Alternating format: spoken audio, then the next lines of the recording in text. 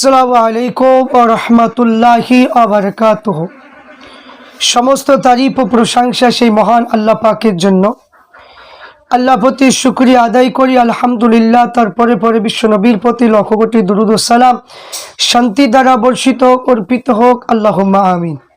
আজকে আলোচনা করব, আমরা ইসলাম ধর্মের মানুষ, অনেক যুবক ছেলে কিংবা মেয়ে, আমরা বাংলা ভাষা মানুষ, আমরা ইসলাম ধর্মের যে সমস্ত ধর্মগ্রন্থগুলো রয়েছে এইগুলোর দিকে আমরা আগ্রহ নাই, সেগুলো পড়বো, কি লেখা আছে জানবো, এদিক দিয়ে আমরা দিন দিন পিছিয়ে যাচ্ছি।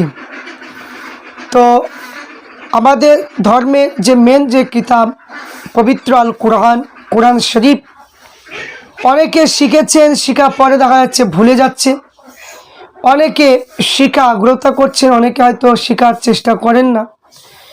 তো কোরআন শরীফ আমাদের প্রত্যেকের শেখা প্রয়োজন, বা প্রত্যেক কোরআন শরীফ শেখা দরকার আছে।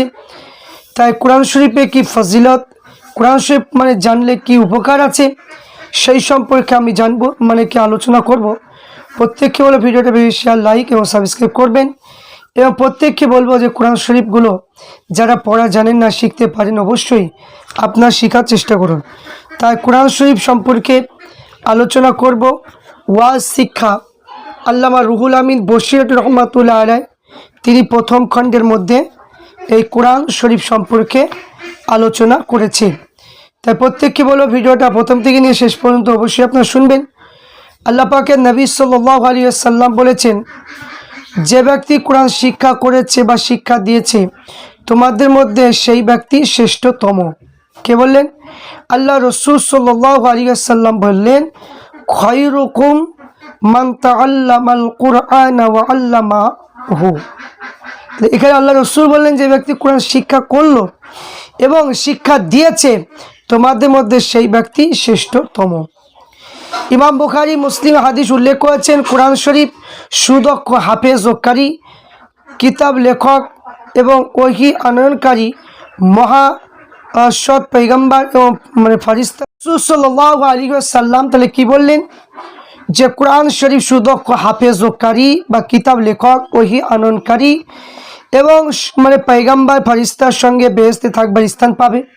যে ব্যক্তি কোরআন মানে কি পড়বে, এবং শুধু তাই নয়, যে ব্যক্তি কোরআন পাঠ করে এবং উচ্চারণ করে তাদের পক্ষে কষ্টকর হলেও তা সাধন মানে করে, সেই ব্যক্তি দ্বিগুণ নেকি ফল পাবে।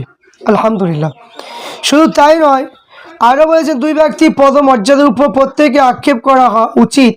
প্রথম এক ব্যক্তি যাকে আল্লাহ তাআলা কোরআন শিক্ষা করতে ক্ষমতা প্রদান করেছে, সেই ব্যক্তি রাত্রি বা দিবাকালে অনেক সময় পাঠ মনোবেশন করে। আর দ্বিতীয় এক ব্যক্তি যা আল্লাহ তাআলা অর্থ প্রদান করেছে, আর সেই ব্যক্তি রাত দিবারাতে অনেক সময় বিতরণ করে থাকে। শুধু তাই নয়, যে ইমানদার ব্যক্তি কোরআন পাঠ করে থাকে সেই ব্যক্তি সুগন্ধি সুস্বাদু কমলা লেবু তুল্য, আর যে ইমানদার ব্যক্তি কোরআন পাঠ করে না সেই ব্যক্তি সুবাসহীন সুস্বাদী খুরমা তুল্য, আর যে ব্যক্তি মুনাফিক ফাসেক কোরআন পাঠ করে না সেই ব্যক্তি সুবাসহীন কটু মাকাল ফলে তুল্য। যে কটু কোরআন পাঠ করে থাকে সেই ব্যক্তি সুগন্ধি কটু রায়হান পুষ্পে তুল্য।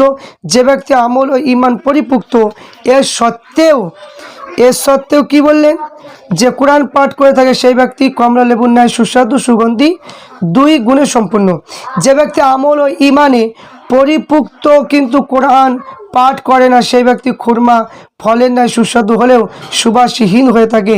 যে ফাসেক ব্যক্তি কোরআন পাঠ করে থাকে সেই ব্যক্তি রায়হান পুষ্পের ন্যায় সুগন্ধ হলেও গোনা কার্য বদ আমলের জন্য কটু হয়েছে।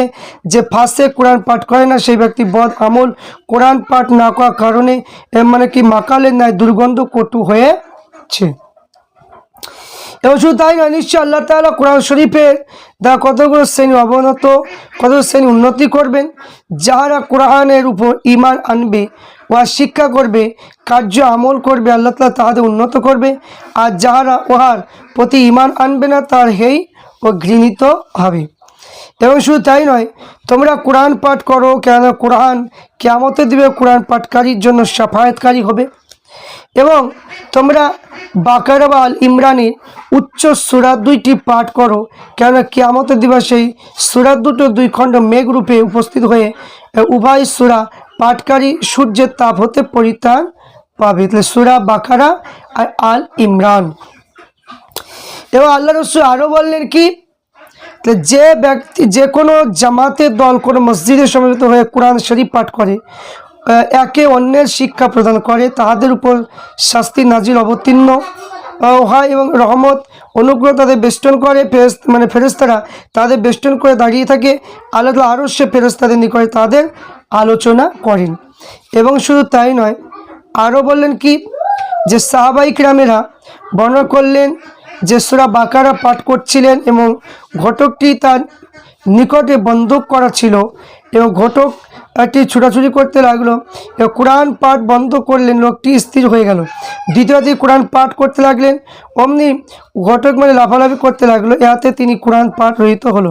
তাহলে সঙ্গে সঙ্গে যে ঘটকটি স্থির হয়ে গেল, তৃতীয় কোরআন পাঠ করা আরম্ভ করলে অমনি ঘোড়াটি চঞ্চল হয়ে উঠল। তিনি বাইরে গেলেন।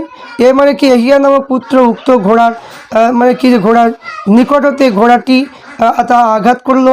এই আশঙ্কায় তিনি পুত্র দূরে রাখিয়া মস্তকে যেখানে আসমানের দিকে উঠিয়ে দেখলেন, যেন পুত্র দূরে রাখি মস্ত আসমান উঠিয়ে দেখলেন যে সামিয়ানা শূন্য মার্গে রয়েছে এবং প্রদীপের ন্যায় কতগুলো আলোকময় বস্তু রয়েছে। তা আল্লাহ রাসূল সাল্লাল্লাহু আলাইহি সাল্লাম প্রকাশ করলেন যে বললেন, তুমি জানো কি? তিনি বললেন যে না। আল্লাহ রাসূল তাহাদের বললেন যে ফেরেশতা তোমাদের কোরআনের শব্দ শ্রবণ করতে তোমাদের নিকট উপস্থিত হয়েছিলেন। যদি তুমি কোরআন পড়তে থাকতে তাহলে তোমার প্রভাব অবধি থাকতো, তার লোকে তোমাদের দেখতে লইত, তাই চক্ষু হইতে অদৃশ্য হতেন না। সুবহানাল্লাহ। তারা বললেন কি, কোরআন পাঠকারী আমলকারীকে বেহেশতে বলা হবে, কিন্তু তুমি কোরআন পাঠ করো, উচ্চস্বরে দরজা আহরণ করো। দুনিয়ায় যেরূপ শুদ্ধভাবে কোরআন পাঠ করতে এসলে সেই রূপ পাঠ করো, কেন তুমি যতটা আয়াত পাঠ করবে সেই পরিমাণ তোমার দরজা হবে। এবং যার উপর কোরআন শরীফে কিছু অংশ নাই, সে ব্যক্তি উৎসর্গ গৃহীত তুল্য। এবং যে ব্যক্তি কোরআন শরীফে একটা অক্ষর পড়বে সেই ব্যক্তি 10টা নেকি পাবে। আমি বলি না যে আলিফ লাম মিম একটা অক্ষর, আলিফ একটা অক্ষর, লাম একটা অক্ষর, মিম একটা অক্ষর। এবং আরও বললেন, যে ব্যক্তি কোরআন শরীফে পাঠে মগ্ন হয়ে থাকার জন্য আমার জিকির ও আমার নিকটে দোয়া করা বিরতবাজ থাকে, দোয়াকারীকে আমি যা কিছু দিয়ে থাকি তাহাকে উৎকৃষ্ট বিষয় দিয়ে থাকি। তামা বান্দাগণে যেরূপ আমার শ্রেষ্ঠত বাক্যর উপর আমার কোরআনের সেইরূপ শ্রেষ্ঠত আছে। শুধু তাই নয়, যে ব্যক্তি কোরআন পাঠ করে এবার সেই অনুযায়ী কার্য করে, কিয়ামতের দিবসে তার পিতামাতা সূর্যর অপেক্ষায় জ্যোতিময় টুপি পরিধান করানো হবে।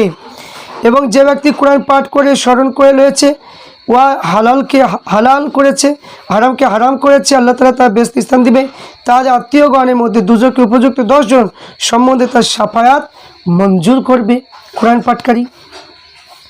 শুধু তাই নয়, তোমরা কোরআনের শিক্ষা করে পাঠ করে থাকো, কেননা যে ব্যক্তি কোরআন শিক্ষা করে পাঠ করে, রাত্রিতে তার তাহাজ্জুদে পাঠ করে, কোরআন তার পক্ষে মৃগী নাভিপূর্ণ পাত্র তুল্য, সৌরভে প্রত্যেক স্থানে বিমোহিত হয়ে থাকবে। এবং যে ব্যক্তি কোরআন শিক্ষা পূর্বে উদরস্তর করে রাখে, রাত্রি তার পাঠ না করেও নিদ্রে থাকে, সেই ব্যক্তি মৃগ নাভিপাত্র তুল্য, কিন্তু তার মুখন্দ হয়ে থাকে। তারপরে একে বলছে, যে ব্যক্তি রাত্রিতে 100 আয়াত পাঠ করে সেই রাতে কোরআনের সম্বন্ধে অভিযোগ করবে না। আর যে ব্যক্তি রাত্রি 200 আয়াত পাঠ করে তার জন্য রাত্রি জাগরণে ইবাদতে লিখিত হবে। এবং শুধু তাই নয়, যে ব্যক্তি রাত্রি 500 হইতে আয়াত পাঠ করবে সেই ব্যক্তি গোচর্ম পূর্ণ স্বর্ণদানের নেকি প্রাপ্ত হবে। তাই হাদিসে বোঝা যায়, কোরআন পাঠ সক্ষম ব্যক্তি কোরআন শরীফ পাঠ না করলে আল্লাহ তাআলার দরবারে দোষী বলে সাব্যস্ত হবে। তাই এখানে যে ব্যক্তি কোরআন পাঠ করে ভুলে যায়, কিয়ামতের দিবসে তাহাকে আল্লাহ তাআলার নিকটে পঙ্গু হয়ে উপস্থিত হতে হবে। তাহলে এখানে দেখুন, অনেক মানুষ কোরআন শরীফ পড়া জানে, তার সত্ত্বেও অনেক মানুষ ভুলে গিয়েছে। কোরআন খতম করার সময় ডাকলে পাওয়া যায় না, বিভিন্ন মানে কি মানুষ যে শিখা পরে ভুলে যায়, এই জন্য তাদের কি হবে যে মানে যা কোরআন শরীফ শিখলো শিখা পরে ভুলে গেল, কিয়ামত দিন তাদেরকে আল্লাহ তাআলার নিকটে পঙ্গু হয়ে মানে তাদেরকে তোলা হবে। তাই পঙ্গু হয়ে কিয়ামত দিনে ওঠার আগে আমি প্রত্যেককে হলো যারা কোরআন শরীফ পড়া জানেন ভুলে গিয়েছেন, প্রত্যেকেই কোরআন শরীফটা অবশ্যই আপনারা পড়া শুরু করুন। যারা জানেন না অবশ্যই ধর্মের দিকে একটু ধর্ম করার দিকে মনোযোগ দিন, প্রত্যেকেই ধর্ম কাজ করুন, অবশ্যই শান্তি অবশ্যই আপনারা পাবেন।